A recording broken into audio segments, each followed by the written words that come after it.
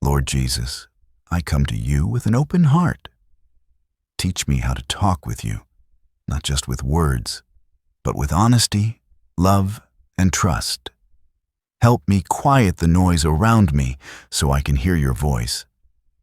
When I don't know what to say, remind me that you understand even my silence.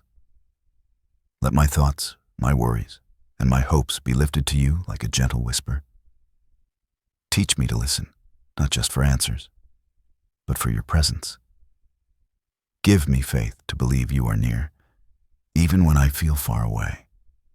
Guide my words in prayer, shape my heart with humility, and let my life be a reflection of our ongoing conversation. Thank you for always being available, always patient, always loving.